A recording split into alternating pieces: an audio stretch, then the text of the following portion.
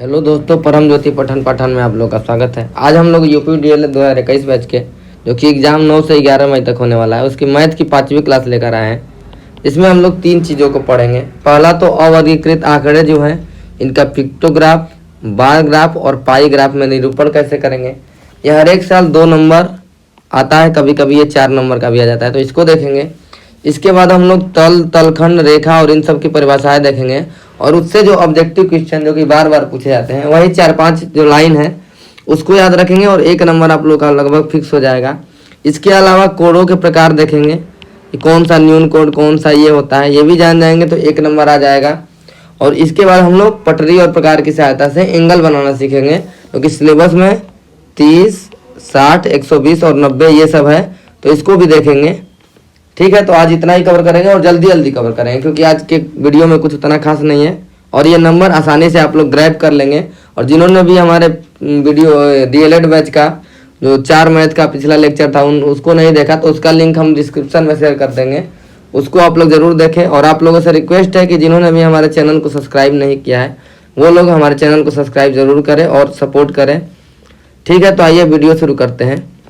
जैसे ये क्वेश्चन आया, डायरेक्ट क्वेश्चन से हम लोग करेंगे कि एक उद्यान में, जैसे एक बगीचा, उद्यान मतलब बगीचा, विभिन्न प्रजाति के फूलों के पौधे लगाए गए हैं। ठीक, नीचे दी गई सारणी में इन पौधों की संख्या दी गई है। ठीक, ये फूल लगाया गया है एक बगीचे में, गुलाब, गेंदा, जूही और डहेलिया का, जिसकी संख्या है 300, 250, 100 और 150। ठीक, इसको पिक्टोग्राफ में निरूपण करना है। ये बेसिकली इतना ही क्वेश्चन है और इसको पिक्टोग्राफ में लिखना है। ठीक, तो पिक्टोग्राफ में लिखने का, पिक्टोग्राफ का मतलब क्या होता है? चित्रांकन करना, लगभग इसका मतलब होता है चित्र में अंकित करना। ठीक, तो इसको हम लोग क्या करेंगे, जैसे ये अगर हम लोग यहाँ पे लिख दें, जैसे गुलाब को अंकन करना है, जैसे यहाँ पे लिख दें गुलाब, पहले तो हम लोग क्या करेंगे, ये फूलों के नाम, ठीक, फूलों के नाम हो गया, इधर लिखेंगे क्या, फूलों की संख्या।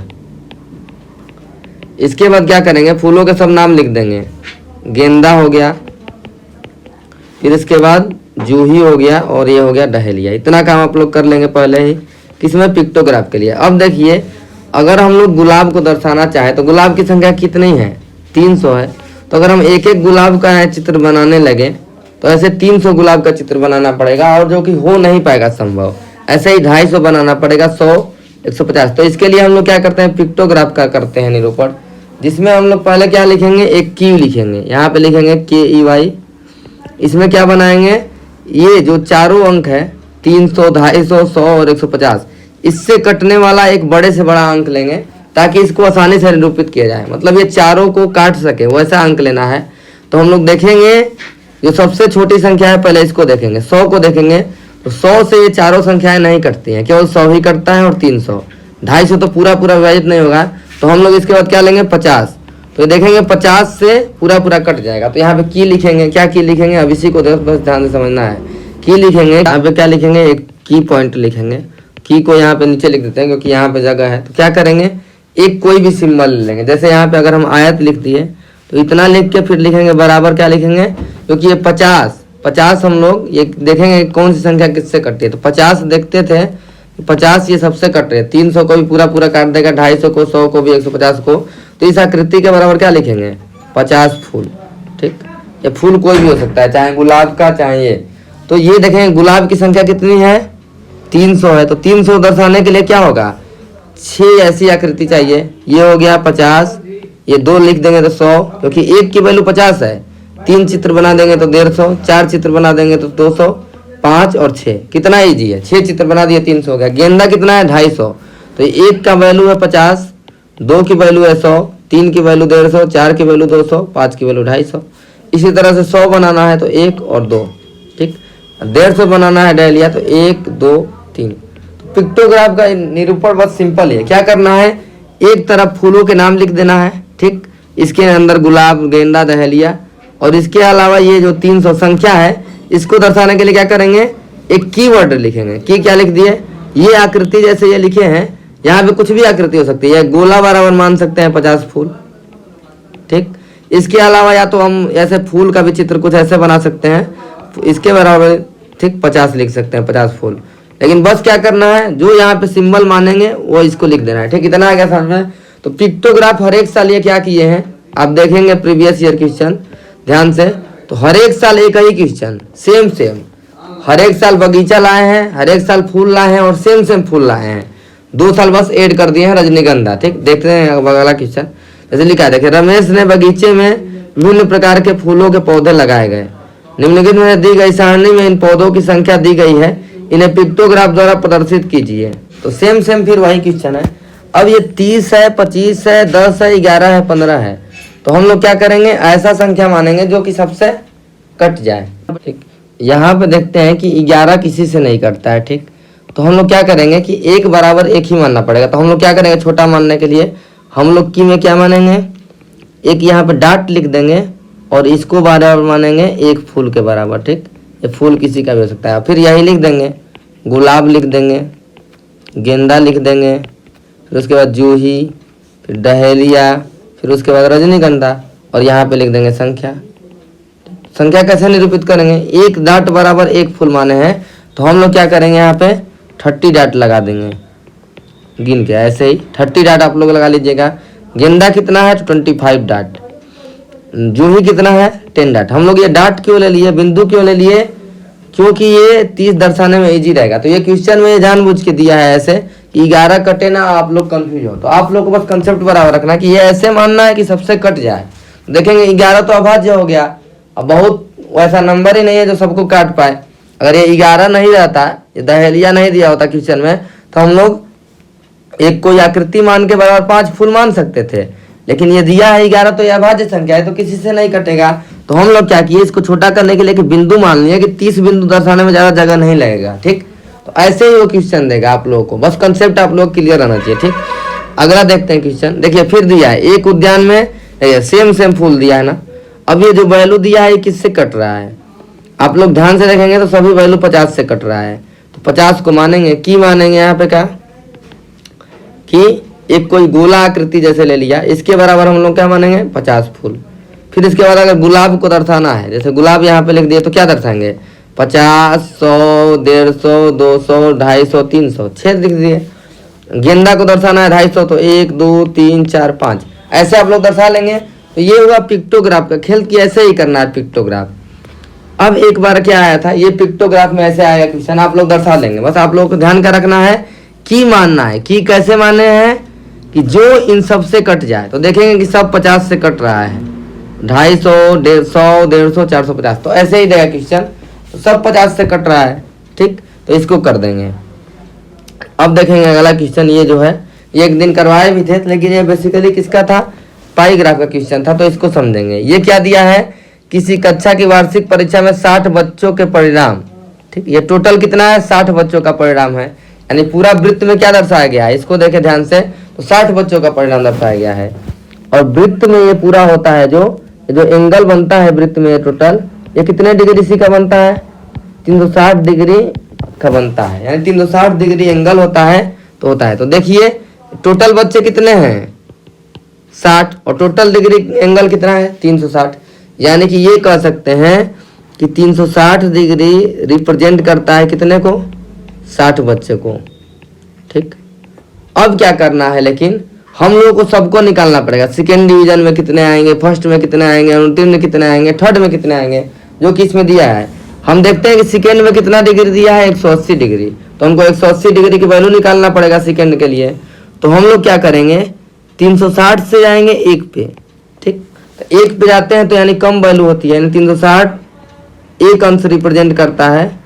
ठीक, कितने बच्चे को, 60 बता में 360। क्यों, जैसे अगर हम कहें कि 360 टाफी का मूल्य 50 रुपया है, अगर एक टाफी को खरीदना रहेगा आपको तो कम पैसा लगेगा, तो पहले 1 पे जाएंगे तो भाग देते हैं। इतना एक एक नियम का आप लोगों को पता होगा। तो ये हो गया। अब 1 से किस पे जाना है, सेकेंड वाले का 180 पे। तो 180 का निकालेंगे, ये निकलेगा 60 बटा में 360 गुणते में 180, 2 बार में कट जाएगा। तो कितना हो गया, सेकेंड डिवीजन से पास होने वाले बच्चों की संख्या कितना हो गई, 30। इसी तरह से हम लोग 90 डिग्री वालों का निकालेंगे। 90 डिग्री वाले क्या है, थर्ड डिवीजन वालों का निकालेंगे। तो 90 क्या हो जाएगा, ऐसे ही करेंगे सेम। तो 360 बराबर 60 बच्चे, तो 1 डिग्री बराबर कितना है, 60 बटा में 360। ठीक, तो 90 का निकालना है तो गुणते में 90, तो ये 4 बार में कटेगा तो 15 आ जाएगा। इसी तरह से और क्या है, अनुतीर्ण वाला 30 है, फर्स्ट वाला 60 है।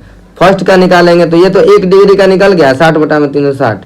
और इसके बाद एक 30 का निकालेंगे, ये अनुतीर्ण हो गया। और 60 का निकालेंगे तो ये उत्तीर्ण हो गया। एक दिन करवाए भी है सेम सेम क्वेश्चन।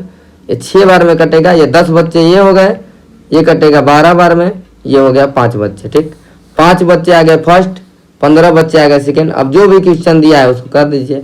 सबसे अच्छे बच्चे किस श्रेणी में उत्तीर्ण हुए सबसे ज्यादा, तो देखेंगे कि सेकेंड डिवीजन से 30 हुए हैं, थर्ड डिवीजन से 15, फर्स्ट से 5, और ये कितना है जो पास नहीं है अनुतीर्ण है वो 10 है।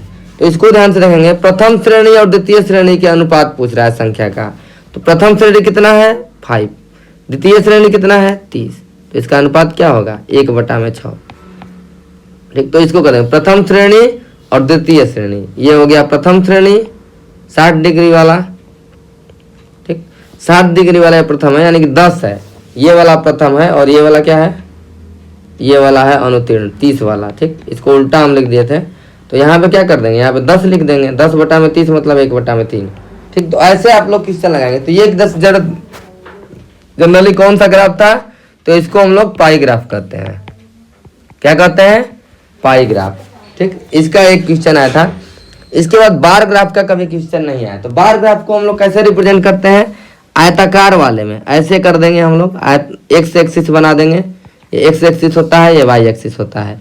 वाई एक्सिस पे भी कुछ लिख सकते हैं, एक्स एक्सिस पे लिख सकते हैं। जैसे ये कहा गया है कि एक व्यक्ति बाजार जाता है, 3 सेब 2 आम 4 संतरा खरीदता है और 1 केला लेकर आता है।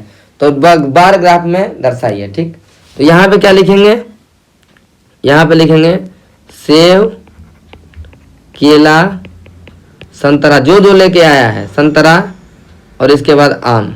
ठीक, यहाँ पे लिख देंगे संख्या। संख्या क्या लिखेंगे, बराबर बराबर जगह पे लिखेंगे। यहाँ पे लिख देंगे 2 4, मतलब अपने हिसाब से। एक खाना मतलब 2, फिर 4, फिर 6, फिर 8, फिर 10, फिर इसके बाद 12, जैसी जरूरत रहेगी। यहाँ पे अगर 50-100 देता तो यहाँ पे उसके हिसाब से लिखते हैं, अपने हिसाब से। ठीक, लेकिन ये दूरी बराबर रखेंगे। यहाँ सेव है, 3 सेव को रिप्रेजेंट करना है। 3 कहाँ आएगा, यहाँ से करेंगे, यहाँ तो 2 है और यहाँ पे आएगा 3, तो यहाँ पे सेव वाला क्या आ जाएगा इतना, यहाँ पे ऐसे खड़ा कर देंगे 3। क्या है सेव का। केला कितना है तो 1 कहाँ आएगा, यहाँ पे आएगा, तो यहाँ पे इसके सामने ऐसे खड़ा कर देंगे। ठीक, ये हो गया केला। संतरा कितना है 4, तो 4 पे ऐसे ले जाएंगे सामने, यहाँ पे ऐसे खड़ा कर देंगे। ठीक, आम कितना है 2, तो 2 पे ऐसे जाएंगे, 2 पे खड़ा कर देंगे। बस ये क्या हो गया, ये बार ग्राफ हो गया। तो इसको बस जानेंगे कैसे करना है। अगर आपको क्वेश्चन पेपर में दे देगा तो ऐसे ही करना है। क्या लिखना है, इधर संख्या लिखना है फलों की, और इधर है फलों के नाम। ये अगर चाहे तो ये वाला नीचे भी लिख सकते हैं, ये वाला इधर भी लिख सकते हैं, लेकिन वो अब लिखेंगे तो कैसे बनेगा ग्राफ, ऐसे बनेगा। तो ये वाला ग्राफ को करते हैं हॉरिजेंटल बार ग्राफ। ठीक, क्षैतिज। और जब उल्टा लिखेंगे इसको ऐसे तो उसको कहेंगे वर्टिकल बार ग्राफ। तो वो भी तरह तरह के होता है, लेकिन हमको बस इतना जानना है कि बार ग्राफ बनाना कैसे है। अगर आ जाए क्वेश्चन में, आज तक नहीं आया है तो आप 2 नंबर पा लेंगे केवल चित्र बना के। ठीक, इसके बाद देखेंगे हम लोग अब अगला कंसेप्ट जो कि परिभाषाएं हैं। ठीक, तो जो परिभाषाएं हैं इससे क्वेश्चन तो बनता है, लेकिन वो क्या देता है, ऑब्जेक्टिव क्वेश्चन देता है कुछ कुछ जो कि फिक्स है। 1 बिंदु से कितनी रेखाएं खींची जा सकती हैं, 2 बिंदु से कितने रेखा खींचे जा सकते हैं, तो ऐसे क्वेश्चन देता है, उसको देखेंगे। लेकिन पहले इसको समझते हैं जल्दी जल्दी कि क्या है। जैसे बिंदु की परिभाषा कहें, तल की परिभाषा कहें और रेखा की परिभाषा कहें, इन सब को केवल हम लोग समझ सकते हैं। ये सब अपरिभाषित टर्म है, लेकिन अपने हिसाब से हम लोग क्या करते हैं, इसको डिफाइन करते हैं। जैसे बिंदु के बारे में अगर देखें हम लोग, ठीक, तो बिंदु के बारे में क्या जानते हैं। जैसे ये हो गया बिंदु, ठीक, ये हो गया बिंदु, ये हो गया बिंदु, ये हो गया बिंदु। इसके अगर बिंदु का नाम लिखे, जैसे ये लिख दिए, इसको ए लिख सकते हैं, इसको बी लिख सकते हैं, ये बी बिंदु है। इसको लिख देंगे सी, तो सी बिंदु है। अ लिख देंगे, यानी ए बी सी डी और अ ब के अक्षर कुछ भी हम लोग लिख सकते हैं। तो ये हो गया बिंदु का नाम। लेकिन बिंदु को हम लोग परिभाषित कैसे करेंगे, इसको अगर ध्यान से देखें, ऐसे अगर कर देंगे तुरंत, तो इसमें क्या देखेंगे, न ही लंबाई है, न ही चौड़ाई है और न ही मोटाई है। यानी हम कह सकते हैं कि बिंदु केवल एक छोटा सा ऐसे स्थान होता है जिसमें न कि लंबाई होती है, चौड़ाई होती है और न ही ऊंचाई होती है और न ही मोटाई होती है। तो ये हो गया बिंदु की परिभाषा। आप लोग खुद बना के कुछ भी लिख सकते हैं, क्योंकि ये सब परिभाषित टर्म नहीं है। इसके बाद देखेंगे क्या, तल देखेंगे। तल किसे कहेंगे, तल में क्या कहेंगे, जिसमें केवल क्या होता है, लंबाई वह चौड़ाई होता है। ठीक, इसको ऐसे लिख सकते हैं, जिसमें केवल लंबाई और चौड़ाई होता है, ऊंचाई नहीं होता है। ठीक, इसको अगर हम अपने से परिभाषित करें, और इसको क्या कर सकते हैं, वस्तु का वह भाग बाह्य स्वरूप जो उसके बाहरी स्वरूप का निर्धारण करता है। ठीक, उसको हम क्या कर सकते हैं, उसको हम छू कर उसका बोध कर सकते हैं, इसको तल कर सकते हैं। जैसे अगर एग्जाम्पल के लिए लें, जैसे आप लोग दीवाल को देखते होंगे, दीवाल का एक पार्ट क्या होता होगा, जैसे ऐसे जो एक साइड का दिखता है दीवाल ऐसे दिखता है, तो दीवाल का क्या है, एक तल है। ठीक, तो इसको देखें कि लंबाई और चौड़ाई कोई फिक्स नहीं होती है। दीवाल की लंबाई इतनी है, और हम श्यामपथ को देखें, जैसे ये व्हाइट बोर्ड है, इसका मान लिया इतना बड़ा व्हाइट बोर्ड है, तो ये क्या है, एक तल है। लेकिन सब तल का अलग अलग आकार है, इसकी लंबाई कुछ और है, इसकी लंबाई कुछ और है, तो इसकी बेसिकली लंबाई और चौड़ाई होती है, लेकिन ये नहीं पता कितनी होती है, मतलब अनंत होती है। जैसे लंबाई कुछ भी हो सकता है इस तल की। जैसे हम पृथ्वी के तल को ही देखें, तो पृथ्वी का तल क्या है, ऐसे बहुत बहुत ज्यादा लंबा है, बहुत ज्यादा चौड़ा है, तो उसका मतलब कोई फिक्स आकार नहीं है। यानी कि लंबाई और चौड़ाई क्या होती है, अनंत होती है। इतना बस तल के बारे में छोटा सा ज्ञान आपको रखना है। तल कितने प्रकार का हो सकता है, अगर जैसे तल है, अगर ये ऊबड़ खाबड़ नहीं है, एक समतल में, तो इसको कहते हैं एक समतलीय तल। ठीक, यानी एक समतल में होंगे तो समतल उसको कहेंगे। ठीक, जैसे क्या कहेंगे, मेज का ऊपर का भाग देखेंगे, देखिए एक तल में रहता है। पुस्तक देखेंगे, पुस्तक के ऊपर का पार्ट, ये भी एकदम ऐसे एक तल में रहता है। ये सब क्या है, एक तलीय है। और जैसे कोई गोल चीज हो गया, जैसे अंडा हो गया, ये सब क्या है, ये सब समतल में नहीं है। ठीक, जैसे गेंद हो गया, अंडा हो गया, ये सब आकृति जो होंगी ये समतल में नहीं है। बस तल के लिए इतना ही जानना है, उसमें ऊंचाई नहीं होती है और लंबाई का कोई फिक्स वो डिस्टेंस नहीं है। ठीक, इससे बाद देखेंगे तल, जैसे ये हो गया तल। ठीक, मान लीजिए कागज का तल है कोई, या सांपट है या दीवार है, इसमें से कोई भी पार्ट ले लेंगे, ऐसे ले लेंगे, इसमें का भीतर का ये एक तल है, ऐसे ले लेंगे एक तल है, ऐसे ले लेंगे एक तल है, मतलब कोई भी तल हो सकता है। तो ये क्या है, ये भीतर का, इसमें अगर काट देंगे तो इसको क्या कहेंगे, तलखंड। ठीक, क्या कहेंगे, तलखंड। यानी तल में से भीतर जो अगर कुछ काट के निकाल देंगे तल में से, तो उसको कहेंगे क्या, तलखंड। अब इसके बाद क्या हम परिभाषित करेंगे, रेखा को परिभाषित करेंगे। ठीक, इससे पहले हम लोग क्या करेंगे, यहाँ पे 2 पॉइंट लिखेंगे, नोट, ये एकदम याद रखेंगे, यही एग्जाम में आएगा। ठीक, क्या याद रखेंगे, एकदम यही याद रखेंगे जो कि एग्जाम में आएगा। पहला पॉइंट ये है, नोट करेंगे 2, इसको नहीं भूलना क्योंकि यही पूछेगा परीक्षा में। 2 बिंदुओं से होकर अनेक तल खींचे जा सकते हैं। ठीक, वो पूछेगा ऑब्जेक्टिव में ऐसे ही कि 2 बिंदुओं से होकर कितने तल खींचे जा सकते हैं।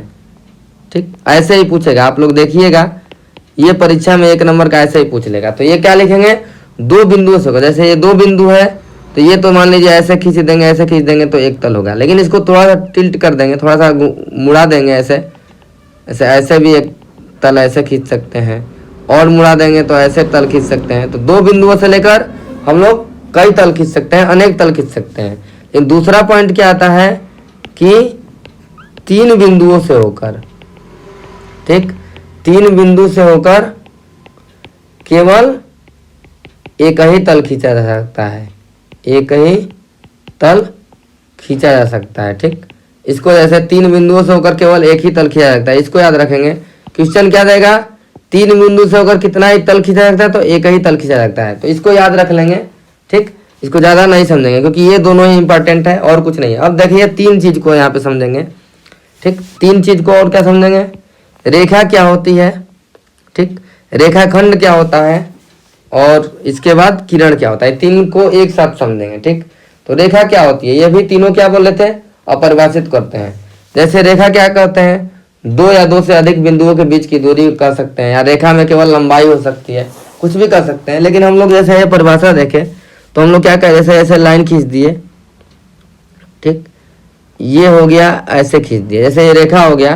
तो इसमें दोनों तरफ ये करने का मतलब ये है कि कोई अंत बिंदु नहीं है। ठीक, यानी कि ये लाइन अनंत तक जाएगी। ये कितना बड़ा लाइन होगा कुछ नहीं पता है हमको, तो इसको कहेंगे रेखा। दोनों ओर का अनंत तक ये जाएगा। ये रेखा कहाँ तक जा रही है, इसका मतलब क्या है, अनंत तक जाती है, कोई अंत बिंदु नहीं है। इसको परिभाषित करेंगे तो क्या करेंगे, 2 या 2 से अधिक बिंदुओं के बीच की दूरी होती है, या लिखेंगे रेखा में क्या होता है, केवल लंबाई होती है। ठीक, इसी में से अगर रेखा में से, जैसे ये रेखा हो गया बड़ा सा, इधर कर दिए, इधर के दिए, ये इसका मतलब क्या है, अनंत तक जाती है। ठीक, इसका मतलब क्या है, अनंत तक जाती है। लेकिन इसी में से इसका थोड़ा सा पार्ट कर दें, यहाँ पे एक बिंदु ले लें, कोई अंत बिंदु, ये हो गया एक अंत बिंदु। तो ए और बी जो है ये जो दूरी है बीच की, ये क्या है, रेखाखंड है। यानी रेखाखंड के दोनों ओर क्या होता है, अंत बिंदु होता है। यानी जो हम 5 सेंटीमीटर का ये रेखा खींचते हैं, एक्चुअली क्या होता है, ये एक रेखाखंड होता है, क्योंकि दोनों का अंत बिंदु है। ठीक, तो ये क्या 5 सेंटीमीटर का रेखा खींचते हैं, तो इसका मतलब क्या है, ये रेखा का एक खंड है। क्योंकि रेखा तो कोई लंबाई फिक्स नहीं है, लंबाई तो होती है, केवल लंबाई होती है, लेकिन लंबाई फिक्स नहीं है कहाँ तक, ये क्या है, इन्फिनिटी तक जाएगी। ठीक, ये हो गया रेखाखंड। और किरण के बारे में क्या समझेंगे, किरण का एक अंत बिंदु फिक्स होता है, लेकिन जो दूसरा पार्ट होता है ये अनंत तक जाता है। ठीक, इसका दूसरा पार्ट क्या होता है, अनंत तक जाता है। ठीक, तो इसको क्या कहेंगे, किरण कहेंगे। क्या कहेंगे, किरण कहेंगे। अब देखिए एक और बात, किरण को समझने के लिए आ कहेंगे, जैसे सूर्य है, कोई सूर्य से किरणें निकल रही है ना, तो किरणें कहाँ तक जाती हैं, किरण जो निकलती है, कई किरणें निकलती हैं, कई जगह पर जाती है, तो इसकी दूरी कोई फिक्स नहीं है, पृथ्वी पर आती है, कई जगह पर जाती है, हर एक ग्रह पर जाती है, तो इसका दूरी क्या है, अनंत तक जाती है। तो इसको क्या करेंगे, जैसे किरण आई तो किरण की दूरी क्या है, एक और अनंत है, लेकिन सूर्य का लोकेशन क्या है, फिक्स है। तो किरण का मतलब एक साइड फिक्स होता है और दूसरा साइड क्या होता है, अनंत तक जाता है। और तीनों के सिंबल की बात करें तो एक अगर ये लिखेंगे, रेखा लिखेंगे ए बी, तो दोनों तरफ ऐसे बना देंगे, यानी कि अनंत तक जाता है। रेखाखंड लिखेंगे तो बस ऐसे कर देंगे, यानी दोनों तरफ अनंत नहीं है, दोनों तरफ क्या है, अंत बिंदु है। और ऐसे अगर खींच देंगे तो ये क्या है, किरण है। ऐसे अगर ये चित्र बना दें, ये हो गया, ए लिख दें, बी लिख दें, यहाँ एक्स लिख दें, ये वाई लिख दें, तो ये बी और वाई को देखें तो ये क्या है, एक बी वाई ऐसे है, एक और अंत बिंदु है बी, और एक और ही अनंत तक जाता है, तो ये क्या है, किरण है। एक्चुअली एक्स क्या है, एक किरण है, लेकिन ए भी क्या है, रेखाखंड है, एक्स वाई क्या है, रेखा है। ठीक, तो इतना आप लोग समझेंगे। बस क्या रखेंगे याद से, आप लोग एक चित्र बनाएंगे, एक्स लिखेंगे, वाई लिखेंगे, लिखेंगे क्या, एक्स वाई एक रेखा है, इसमें से एक पार्ट कर देंगे ए बी क्या है, एक रेखाखंड है, और ए वाई क्या है, ऐसे जब रहेगा तो ए वाई ऐसे चित्र बनाएंगे, क्या लिखेंगे, किरण हो जाएगा। ठीक, तो इन तीनों को बस याद रखेंगे और देखेंगे बस चित्र अगर आप लोग देख लेंगे और इसको अगर देख लेंगे परीक्षा की दृष्टि से, केवल इतना ही बहुत है और ज़्यादा कुछ नहीं करना है, क्योंकि ये परीक्षा में नहीं पूछेगा। जो पूछेगा क्या, वो बिंदु वाला क्वेश्चन पूछेगा। क्या पूछेगा, वो क्वेश्चन भी आगे करवाएंगे। जैसे बिंदु से क्या पूछेगा, और बिंदु है एक बिंदु से कितनी रेखाएं खींची जा सकती है, तो यहाँ पे देखिए अगर एक बिंदु से तो हम लोग ऐसे एक रेखा खींच सकते हैं, ऐसे रेखा खींच सकते हैं, ऐसे खींच सकते हैं, ऐसे खींच सकते हैं, ऐसे खींच सकते हैं, ऐसे खींच सकते हैं। तो ये क्या है, अनंत रेखा है। अनंत मतलब असंख्य कह सकते हैं, इसको गिना नहीं जा सकता। तो एक बिंदु से कितनी रेखाएं खींची जा सकती हैं, असंख्य रेखाएं। लेकिन अगर कहा जाएगा दो बिंदु से कितनी रेखाएं खींची जा सकती है, दो बिंदु से एक ही केवल सीधी रेखा खींची सकती है। दो बिंदु से कितनी रेखा, एक रेखा, लेकिन एक बिंदु से कितनी रेखा, तो असंख्य रेखा। ये दोनों क्वेश्चन को एकदम याद कर लेंगे, एकदम इसको नोट भी कर लेंगे, क्योंकि यही आएगा परीक्षा में। पूछेगा क्या, एक बिंदु से होकर कितनी रेखा, तो अनंत रेखा। दो बिंदु से होकर कितनी रेखा, तो एक रेखा। तल में क्या हम लोग लिखे थे कि दो बिंदुओं से कितना तल, तो असंख्य तल। ठीक, दो बिंदु से कितना तल, असंख्य तल, और तीन बिंदु से केवल एक तल। ठीक, इतना चार लाइन याद रहेगा एकदम। चारों लाइन को बढ़िया से नोट लेंगे, यही चार लाइन एकदम आएगा। और ये सब अगर आएगा तो आप लोग कुछ भी लिख देंगे, अगर आप लोग समझ गए होंगे तो। ठीक, क्योंकि परीक्षा है तो ज़्यादा कुछ वो नहीं करेंगे। इसके बाद कोण की संकल्पना क्या है, कोण की संकल्पना यही है कि जैसे दो किरण है, दो किरण को आपस में मिला दिए, एक किरण का अंत बिंदु और दूसरे किरण के अंत बिंदु को अगर ऐसे मिला दिए, मान लीजिए ए एक्स एक किरण है और एक किरण है बी वाई, तो ए और बी को अगर एक ही पॉइंट में मिला देंगे तो ये जो बीच की होगा इसको क्या कहेंगे, कोण कहेंगे। क्या कहेंगे, इसको कोण कहेंगे। इसको थीटा, एक्स, वाई, डेल्टा कुछ भी दर्शा सकते हैं, तो ये क्या होगा, कोण होगा। दूसरी बात क्या याद रखेंगे, जैसे मान लीजिए ए बी सी है, तो ये जो कोण होगा, ये कोण क्या होगा, ये कोण बी का मान होगा। तो कोण बी को क्या लिखेंगे, जो बीच में रहता है, जो बीच में रहता है ये क्या होता है, ए बी सी लिखा है, बी बीच में है, यानी कोण बी का मान लिखा है। ठीक, इतना आप लोगों को पता रहेगा, जो बीच में लिखा है उसी कोण का मान ये दिया हुआ है। इतना भी आप लोगों को पता रहना चाहिए। अब जो पेपर में आया था इससे क्वेश्चन देखिए क्या आया था, तल पर स्थित किन्हीं दो बिंदुओं से होकर कितने रेखाएं खींच सकते हैं। दो बिंदु से कितनी रेखा खींची जा सकती है, तो एक रेखा केवल। दो बिंदु से कितनी रेखा, एक रेखा। लेकिन अगर पूछता एक बिंदु से कितनी रेखा, तो अनंत रेखा। ठीक, एक बिंदु से कितनी रेखा, दो रेखा, ठीक। दो बिंदु से पूछता, अगर ये दो बिंदु से तो ये रेखा पूछ रहा है, और दो बिंदु से तल पूछता, दो बिंदु से तल पूछेगा तो अनेक तल, और तीन बिंदु से तल पूछेगा तो एक तल। यही बताए हैं ऊपर, इतना आप लोग याद रखेंगे चारों पॉइंट। देखिए एक और बार पूछा है, किसी तल पर स्थित एक रेखा में कितने बिंदु हो सकते हैं। तो एक रेखा में कितने बिंदु हो सकते हैं, जैसे एक रेखा खींच दीजिए, तो इस पे कितने बिंदु हो सकते हैं, एक रेखा में हम लोग असंख्य बिंदु हो सकते हैं। एक ही तल पर एक रेखा में कितने बिंदु हो सकते हैं, तो असंख्य रेखा, अरे असंख्य बिंदु, ठीक। इतना आप लोग को हो गया। अब कोण की जब संकल्पना पढ़ लिए तो हम लोग कोणों के प्रकार भी पढ़ेंगे। क्या पढ़ेंगे, कोणों के प्रकार पढ़ेंगे, ठीक। तो ये जो कोण होता है, दो क्वेश्चन आए, 90 अंश और ये बृहत कोण के बारे में आया है, तो इसको ध्यान से हम लोग देखेंगे। जैसे अगर कोण कितने प्रकार का होता है, तो पहला होता है शून्य कोण, ठीक। इसको समझेंगे। शून्य कोण का मतलब होता है कि जब रेखाएं समान संपाती हो जाती हैं, जैसे एक रेखा हो गई एक ये, और इसी पे कोई एक और रेखा खींच दी गई, तो इसके बीच का जो एंगल बनेगा क्या बनेगा, 0 डिग्री, ठीक। इसी पे जब रेखाएं एक ही में संपाती हो जाएंगी, एक ही बिंदु से और एक ही उस पे जाएंगी, ये क्या हो गया, 0 अंश। लेकिन ये परीक्षा में नहीं पूछेगा, ठीक। पूछेगा क्या, आते हैं न्यून कोण। ऐसा कोण जिसका मान 0 डिग्री से 90 डिग्री के बीच में होता है, ठीक। इतना बस याद रखेंगे, यही पूछेगा, ठीक। 0 डिग्री से 90 डिग्री के बीच में होगा तो क्या होगा, न्यून कोण। जैसे ये हो गया रेखा, और ये क्या हो गया, ये मान लीजिए 30 डिग्री है, या 90 से कम कोई भी रहेगा तो ये क्या है, न्यून कोण। इसके बाद दूसरा क्या आता है, समकोण। समकोण का मतलब होता है थीटा बराबर 90 डिग्री, यानी 90 अंश का कोण हो जाएगा, यानी ये एकदम लंबवत ऐसे ऐसे कोण हो जाएगा तो क्या हो जाएगा, समकोण। इसके बाद क्या आता है, अधिक कोण।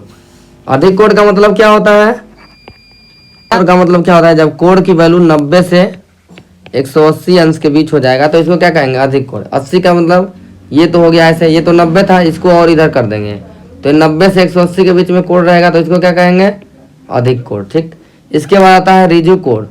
तो जब कोण का मान ये 180 अंश है, जैसे एक रेखा ऐसे हो गई, एक किरण ऐसे हो गई, एक किरण ऐसे हो गई, तो इन दोनों के जो बीच का कोण बनेगा ये 180 अंश। ये किरणों के बीच ही कोण बन रहा है ना, अभी बताया गया था। तो अगर 180 अंश का कोण रहेगा तो ऋजु कोण, याद रखिए। अधिक कोण मतलब 90 से 180 के बीच में। सम कोण मतलब 90 डिग्री, 0 से 90 रहेगा तो न्यून कोण। इसके बाद क्या आता है, एक बृहत कोण। बस इतना ही आप लोग याद रखेंगे तो एक नंबर का काम हो जाएगा। बृहत कोण मतलब क्या है, 180 से लेके 360 डिग्री तक के बीच में जो एंगल होता है, ये क्या है, बृहत कोण। जैसे ये हो गया एक लाइन, ये तो हो गया 180 डिग्री, और इधर अगर हो जाएगा कोण और ये इतना करेंगे बात, ये सब कोण होगा तो ये क्या है, 180 से ज़्यादा है, ठीक। या ये एंगल की बात होगी, ये ऐसे हो गया 180 डिग्री है ये, और ऐसे हो जाएगा, तो ये सब कोण क्या है, बृहत कोण, यानी 180 से 360 के बीच में। अब जब एंगल केवल 360 हो जाएगा सेम सेम, तो इसका मतलब क्या है, संपूर्ण कोण, ठीक। तो इसको याद रख लेंगे, बस क्या याद रखेंगे, न्यून कोण 0 से 90 डिग्री, शून्य कोण 0 डिग्री, सम कोण 90 डिग्री, ऋजु कोण 180 डिग्री। इसको क्या और कहते हैं, संपूरक कोण। क्या कहते हैं, संपूरक कोण। और ये क्या हो जाएगा, संपूर्ण कोण हो जाएगा तो 360 डिग्री, ठीक। और 180 से 360 के बीच में बृहत कोण, ठीक। अधिक कोण 90 से 180 के बीच में, ठीक। बृहत मतलब क्या होता है, बहुत बड़ा, तो बहुत बड़ा क्या है, 180 के बाद वाला। और अधिक मतलब समकोण से अधिक, ठीक। जो 90 से 180 के बीच में होता है, इसको एकदम याद कर लेंगे। देखिए 2 बार क्वेश्चन में पूछा गया, 90 अंश के कोण को क्या कहते हैं, तो समकोण। कौन बृहत कोण है, ये कौन सा कोण है, 90 से 180 के बीच में अधिक कोण। 88 डिग्री 0 से 90 न्यून कोण। ये 180 से 360 बृहत कोण। ऐसे आप लोग क्वेश्चन सॉल्व करें। 180 डिग्री मतलब संपूरक कोण, ठीक, या ऋजु कोण। ऐसे आप लोग पढ़ेंगे तो आप लोगों के लिए इजी होगा। ये तो हो गया कोण का मान, ये सब आप लोग को याद रखना चाहिए, ठीक। इसके बाद आइए सीखते हैं जल्दी जल्दी, वो क्या कहते हैं, कोण बनाना, ठीक। तो यहाँ पे थोड़ा एक दिक्कत ये है कि थोड़ा ये स्क्रीन रिकॉर्डिंग है, तो इसमें प्रकार लेके तो नहीं बता सकते, लेकिन तरीका आप लोग को बता सकते हैं कैसे करेंगे, और जो करेंगे वही लिखेंगे। जैसे यहाँ पे क्या करेंगे, एक लाइन खींचेंगे सीधा, ठीक। ये क्या करेंगे और लिखेंगे AB एक रेखाखंड खींचा, ठीक। अब इसमें क्या करेंगे हम लोग, ये दूरी है, कोई भी दूरी ले लेंगे, इससे आधे से कम, जो जितना रेखाखंड है इससे इतना भी बड़ा ले सकते हैं, आधे से कम जरूरी नहीं है, लेकिन हम लोग क्या करेंगे, आधे से कम दूरी लेंगे, थोड़ा सा कि थोड़ा आसानी रहे। जैसे इतना दूरी ले लिए प्रकार में भर लिए दूरी, और इससे क्या करेंगे, अब प्रकार में भर के ऐसे एक ये दूरी भर के चाप लगाएंगे। इतना दूरी यहाँ पे लंगड़ा प्रकार रखेंगे, यहाँ से एक नोक रखेंगे लंगड़ा प्रकार का, यहाँ पे ऐसे पेंसिल वाला रखेंगे, इसको ऐसे एक चाप लगा देंगे। ठीक, जैसे ही बनेगा, ठीक, ये चाप लगा दिए। फिर क्या करेंगे, लंगड़ा प्रकार को लेंगे, इन दोनों स्थान पे रखेंगे, इतना दूरी लंगड़ा प्रकार में भर लेंगे, इतना ही दूरी, जितना दूरी यहाँ से काटे हैं ऐसे, इतना ही दूरी लंगड़ा प्रकार में भरेंगे और इसके यहाँ पे रखेंगे और पेंसिल वाले नोक को यहाँ पे रखेंगे, मतलब और जहाँ पे ऐसे एक काट देगा। ठीक, यहाँ पे एक काटेगा, ऐसे रख के यहाँ से ऐसे काटेंगे तो यहाँ पे काटेगा, तो और इसको जब मिला देंगे ऐसे, तो ये जो एंगल बनेगा ये क्या होता है, 30 डिग्री। इतना पता हो गया। अब दूसरा बात याद रखिए, 30 डिग्री नहीं, ये होता है 60 डिग्री। ठीक, ये हो गया 60 डिग्री। अब क्या करेंगे, जितना दूरी था यहाँ से यहाँ तक इतना ही रखेंगे। अगर यहाँ पे अब रख देंगे किसको, लंगड़ा प्रकार वाले नोक को, और पेंसिल वाले को आगे रख के ऐसे काटेंगे। ठीक, उसी दूरी से इतना जो लिए हैं पहले, इसको इतना चाप रखेंगे, उसी चाप को रख के यहाँ पे रखेंगे प्रकार को, यहाँ काटेंगे तो 60 डिग्री, फिर यहाँ पे रख के यहाँ काटेंगे तो 120 डिग्री। ऐसे अगर इसको मिला दिए तो 120 डिग्री। ठीक, अब क्या करना है, जैसे अब क्या करना है, कोण का अर्धक करना सीखना है। जैसे एक कोण बन गया ये, जैसे यहाँ पे बन गया ये 60 डिग्री जैसे बन गया यहाँ पे, ये कैसे बना था, यहाँ पे चाप लगा दिया ऐसे और यहाँ से चाप लेके ऐसे लगाए। ठीक, ऐसे बन गया, तो ये तो था 60 डिग्री। अब क्या करना है, इसका अर्धक करना है। ठीक, अर्धक करना है तो कैसे करेंगे, अब हम लोग क्या करेंगे, ये जो इतना यहाँ पे है पॉइंट और यहाँ पे पॉइंट है, इतना डिस्टेंस लंगड़ा प्रकार में भरेंगे। इतना डिस्टेंस क्या करेंगे, लंगड़ा प्रकार में भरेंगे। एक नोक यहाँ रखेंगे, पेंसिल वाला यहाँ रखेंगे, तो लंगड़ा प्रकार में दूरी ले लेंगे और एक बार यहाँ से रख के ऐसे चाप लगाएंगे, इतना लेके नोक, और यहाँ से रख के ऐसे चाप लगाएंगे, और जब इसको ऐसे मिला देंगे तो ये कितना बनेगा, 30 डिग्री, यानी आधा हो जाएगा। ऐसे क्या करेंगे, कोण का अर्धक। जैसे यहाँ पे भी 60 120 बन गया है, इन दोनों कोणों का अर्धक करना है, 60 का और 120 वाले का। ठीक, ठीक, 120 और 60 का अर्धक करेंगे तो क्या करेंगे, एक पॉइंट ये है 120 और एक पॉइंट ये है, 120 में 60 जोड़ेंगे तो कितना आएगा, 180, और 2 का भाग देंगे तो क्या आएगा, 90। इन दोनों को अर्धक करेंगे तो दोनों का जोड़ते भाग, यहाँ तो इसी का अर्धक कर दिए 60 का, 30 आ गया, लेकिन इन दोनों का अर्धक करेंगे तो क्या करेंगे, ये दूरी भरेंगे, इतना दूरी। ठीक, और यहाँ पे एक चाप लगाएंगे और एक चाप यहाँ पे लगाएंगे। ठीक, और इसको ऐसे मिला देंगे तो एकदम सीधा मिलेगा, तो ये क्या हो जाएगा, 90 डिग्री। अर्धक करने का क्या तरीका है, इसी चाप को ले लेंगे जिसको अर्धक करना है। ठीक, और इस चाप को लेके क्या करेंगे, यहाँ पे लगाएंगे ऐसे और यहाँ पे लगाएंगे, इसको मिला देंगे तो ये बन जाएगा 90 डिग्री। तो ऐसे क्या 60 बन गया, 120 बन गया, 90 बन गया और 7 को अर्धक करके 30 बन गया। इतना, इससे ज़्यादा आप लोग के पेपर में नहीं आएगा। थोड़ा यहाँ पे स्क्रीन रिकॉर्डिंग है तो ये हाथ वगैरह नहीं आता है स्क्रीन रिकॉर्डिंग में, वो मोबाइल से रिकॉर्ड करके फिर उसको एडिट करने में बहुत समय लग जाएगा, अपलोड करने में। इन करना ऐसे ही है, जैसे एक लाइन खींचेंगे, एक कोई दूरी लेकर चाप लगा देंगे और उसी चाप से यहाँ पे काट देंगे तो 7 डिग्री। यहाँ पे अब लंगड़ा प्रकार रखेंगे और ऐसे काट देंगे तो क्या हो जाएगा, 120 डिग्री। ऐसे मिला देंगे 120, ऐसे मिला देंगे 60। इसका केवल अर्धक करेंगे तो ये दूरी लेंगे, यहाँ पे काटेंगे और एक बार यहाँ से काटेंगे तो ये हो जाएगा। इसमें ये दूरी भरेंगे दोनों, यहाँ से काटेंगे, इससे वो यहाँ से काटेंगे तो ये हो जाएगा 90। ठीक, और ये हो जाएगा 30। इतना आप लोग सीख गए। तो आज की वीडियो के लिए इतना ही। अगर आप लोग को ये पार्ट अच्छा लगा हो तो हमारे चैनल को सब्सक्राइब करें और इस वीडियो को ज़्यादा से ज़्यादा शेयर करना ना भूलें, ताकि और लोगों के पास इन्फॉर्मेशन पहुंच गए। और अपने दोस्तों को भी बताइए, सबको कम से कम आप लोग शेयर जरूर करिए अपने दोस्तों के पास, जो लोग भी आपके संपर्क में हैं। ठीक है, धन्यवाद। आपका दिन शुभ हो।